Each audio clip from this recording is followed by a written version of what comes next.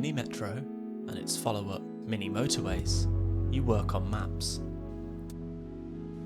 Each game presents you with screen-sized cities and asks you to make connections. Both deploy a charming aesthetic and an addictive gameplay loop. But where did these visuals come from? And what do these dreamlike little cities really represent?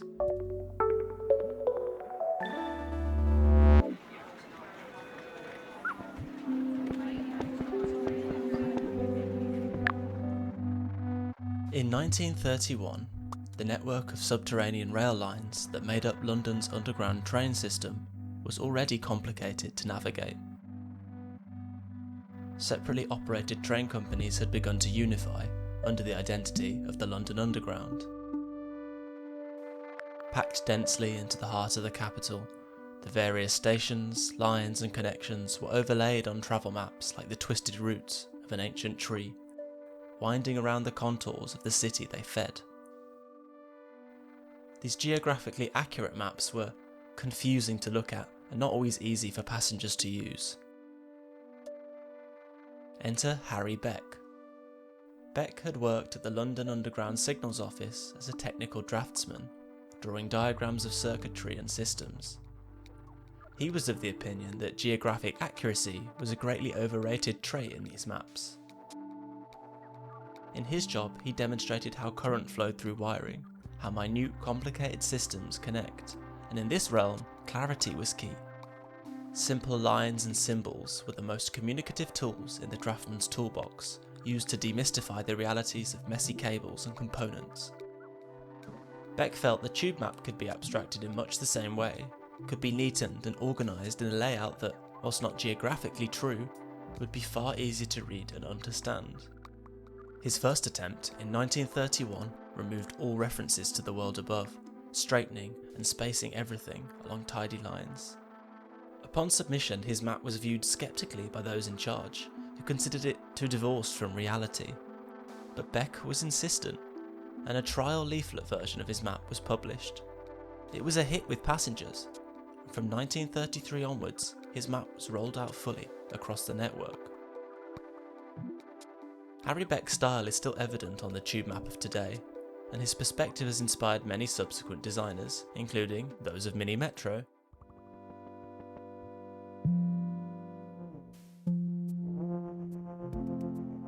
The cities in this game are the blank paper of the draftsman, free from the chaotic topography of the world above. Only the fundamental presences of mountains and rivers are acknowledged, whilst all else is an open sketchbook. You can draw your train lines as you please, and the underlying grid keeps them neat. The colour-coded routes snap pleasingly into place, forming the gentle 45-degree angles that Beck favoured. This unified design aesthetic allows the taming of many cities, managing the sprawl as stations appear across their maps. Passengers are represented simply as shapes, which depict a station you'll need to get them to. This simple, abstracted version of a transport network, reduced to a diagram, makes Mini Metro as easy to pick up and use as Beck's leaflet. Trying to keep your map's circuit board neat in the face of increasing demand is the central friction of Mini Metro, and it's incredibly compelling. The unified aesthetic of the game extends through its animation, sound design, to the entire user interface. This interface reflects the sort of design challenges faced by growing travel networks that needed not only great maps, but whole systems of clear visual design for travellers. In the late 1960s, New York wanted to modernise the visual language of its subway. The signage across its underground was chaotic, inconsistent, and often in poor repair. New York City is a chaotic place, and in the 1960s, no place was more chaotic than the New York City subway system.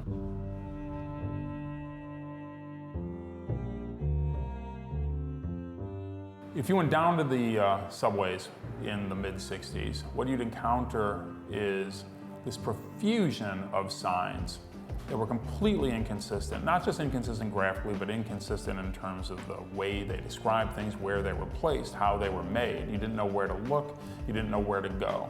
And I think a lot of people were sort of convinced that that's the way it had to be. New York's a complicated place, figure it out. The MTA had the idea in 1966 of remedying this, and what they did was they hired a firm called Unimark, and two designers at Unimark, Massimo Vignelli and Bob Norda, took it upon themselves to untangle this mess. And the result was a signage system that they proposed that they worked on for 4 years, and finally in 1970 encapsulated in a single document a manual that described effectively how every sign in the New York subway system would look. Design firm Unimark, led by designers Bob Norda and Massimo Vignelli, produced the graphic standard manual. This work took years, and the result was an ode to precision, a guide of over 300 pages with exacting rules for typography, use of colour, spacing, and other minute details, intended to ensure passengers had a clear, consistent, and aesthetically pleasing journey through the New York network. This system is, to this day, the touchstone for New York subway signage. In addition to this project, Vignelli also produced a neatened take on the New York subway map, heavily inspired by Harry Beck's London design, abstracted with bright lines and minimal geography. Vignelli's map was used briefly, but was unpopular with New Yorkers for the ways that it skewed the reality of above-ground locations, and was swiftly replaced by a more geographically accurate, although potentially less attractive, design. There is valid criticism to be made of the way Vignelli's design skewed the city. That perhaps a draftsman was lost in his own vision, pursuing a neat reality that did not exist. Despite its short-lived tenure, Vignelli's map has developed an almost cult status, often being revisited by designers, historians, and other appreciators of its vibrant tidiness. Vignelli himself remained a proud defender of his design.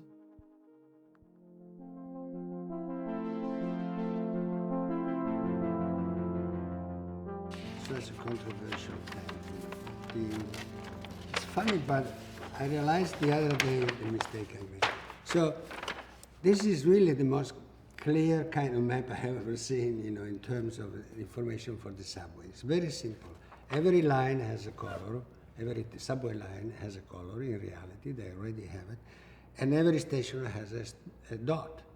Every stop has a dot. No stop, no dot, no stop. So it couldn't be easier than that. There is nothing to fragment the legibility of this. While instead, if you look at today's map, it's a total disaster with a fragmentation all over the place. I can show it to you. I have one there. And, and this is what we try to avoid. Now, back 75 years ago, in London, they did the first map with a 90 and 45 degrees grid, like this one here. And it's been working fine in London for all this time. But New York is a different kind of a city. And now, I just realized that maybe possible that I made a mistake by indicating somehow, even in a deformed way, the areas, Manhattan, Queens, and the Bronx. I probably should have done what I've done in London, not to have an indication of the geography. So to have a complete blank, like a beige background or a white background, so that there is no suggestion of geography whatsoever. One of the problems they had in New York is that the people, they couldn't relate the geography with the station, with the lines, and they were confused by that. But it's just because they shouldn't. They were a geographical map, they're a neighborhood map in the subway, So really there is no reason why this geography has to be literal. It could be completely abstract. But I think it would have been even better if I pushed the envelope even further and not to have anything and just give the lines and stops. Maybe that point would have been better. Otherwise, it's a perfect. I think it's the most beautiful spaghetti work ever done. It's a terrific one. I mean, it's so clear. It's unbelievable. I think Massimo Vignelli would have enjoyed Mini Metro. Here, all familiar cities are stripped of every assumption and turned into playgrounds of connectivity. Vignelli's aesthetic has been lauded for this sort of playful approachability.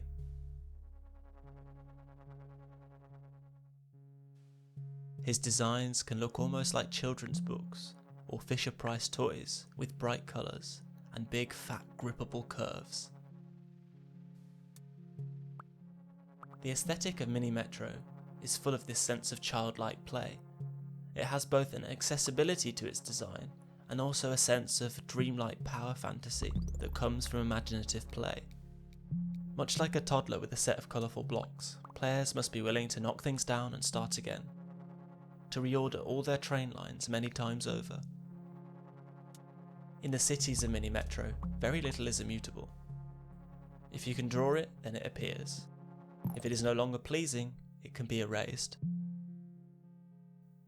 You redraw your system again and again until it fails, and then you turn the page and start over. Sound design, too, plays a key part in this sandbox fantasy. Rather than a traditional soundtrack, Mini Metro has a reactive audio system, where player action determines the audio elements you hear. The audio reinforces the feeling that this is an imaginative space which moulds to your design. New stations pop into existence. Overcrowded stations play an alert noise and chirruping sound cues.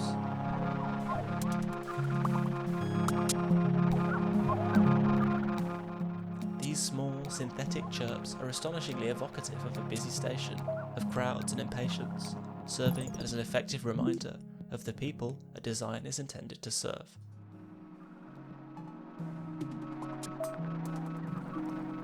In difficult situations, you can hear the strain on your beautiful system, hear that human element of annoyance creeping into your well-oiled machine.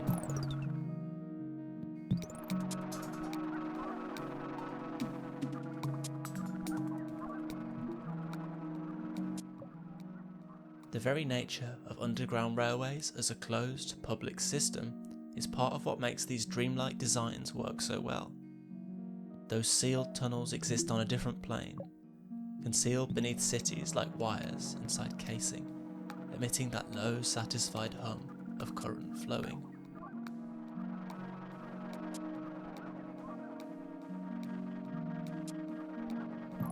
How long can you maintain this dream before you awake sweating, graph paper stuck on your skin, to the impatient sounds of a city that overtook you?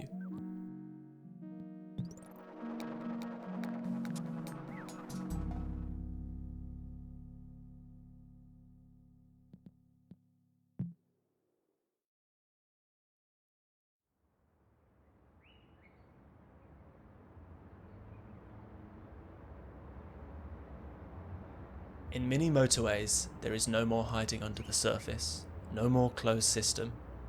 We are building roads, and our cities have a certain edge to them.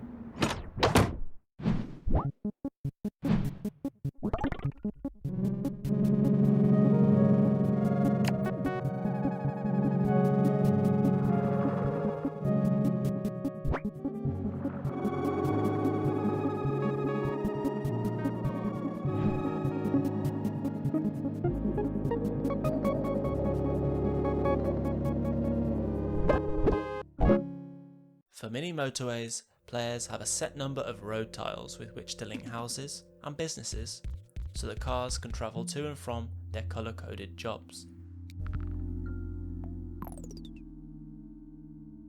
Your routes still snap to pleasing angles, but unlike the subsurface freedom of metro lines, the roads here jostle for space against other roads, buildings and foliage. The visual design stays true to its predecessor, but there's a sense of unease to Mini Motorways, of new influences and less utopian drives.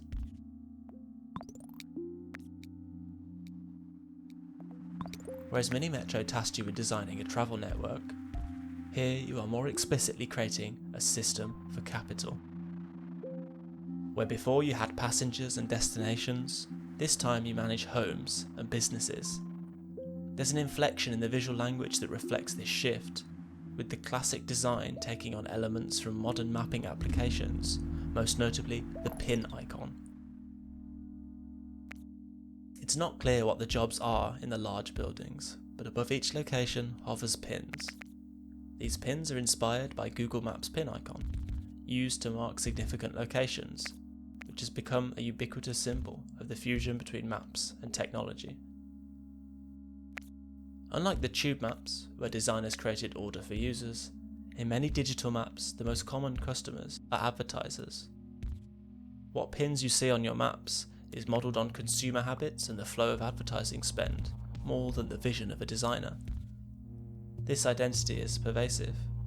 90% of websites using Google Maps chose Google Maps design.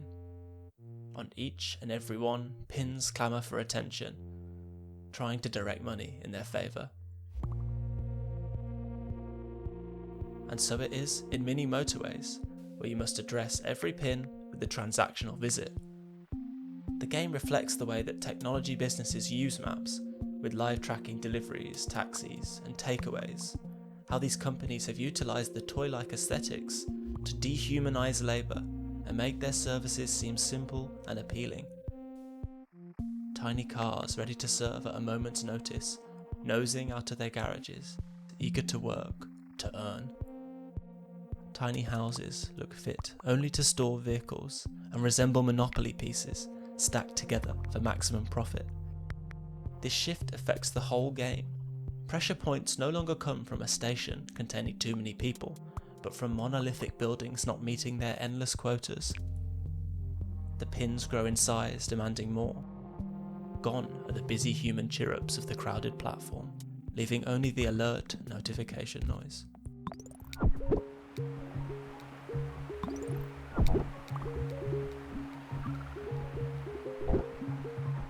The closest thing to such human expression is the beeping horns from the little cars when caught in traffic, frustrated at their inability to serve efficiently.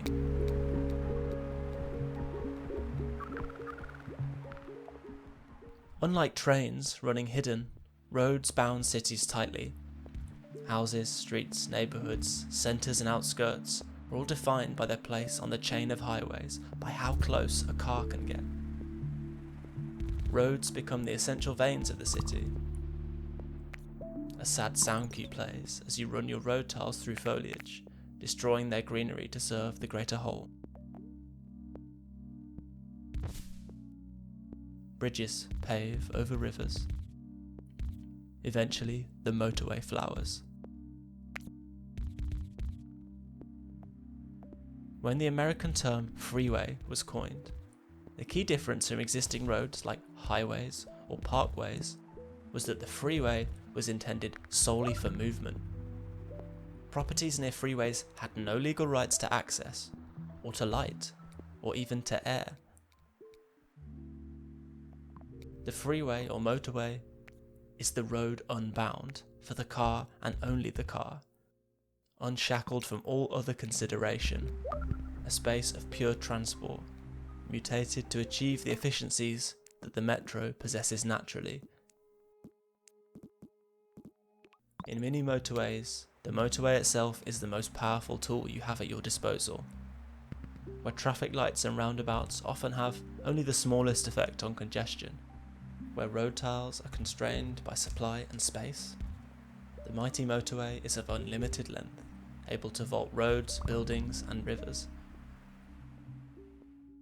Efficient players always have a motorway up their sleeve, ready to deploy in a crisis to alleviate blockages. A longer game session sees motorways bouncing all over the city in a ridiculous spaghetti to connect insular neighbourhoods to their workplaces. As these freeways take over, houses get lost under their soaring forms. Mini Metro demanded connectivity. Any passenger might want to go to any type of destination, but in Mini Motorways, your city is most efficient when the different colours are kept separate. In these closed networks, every last grid tile is a valuable piece of real estate into which something can be squeezed. In both games, all of your runs must come to an end, but in Mini Metro it is your crowded stations, the popularity of your system that overwhelms you. In Mini Motorways, it is an endless need for more profit that sees your city collapse into a defeated gridlock. Whereas Mini Metro has a sort of utopian conceit, Mini Motorways is a dystopian satire. Mini Metro positions you as the heir to designers who influenced its visuals, asks you to follow their utopian dreams, despite knowing that you will eventually fail. It is in many ways an affectionate game, gentle even when it's stressful, celebrating the art of design. Mini Motorways shows the same legacy of design put to work on something very real. In many places, cars and roads are dominant, leaving environmental concerns to the wayside and rail investment stagnant. Work is the most frequent reason to leave the house. Our relationships to these modern cities is increasingly understood through neat little maps full of tiny pins requesting our attention and money. We help further these dystopic schemes in Mini Motorways, the beautiful clean visuals inviting us to lay the asphalt for our own futuristic nightmares. That it remains as compelling and addictive as Mini Metro ever was only compounds its point. Good design alone cannot build a good city.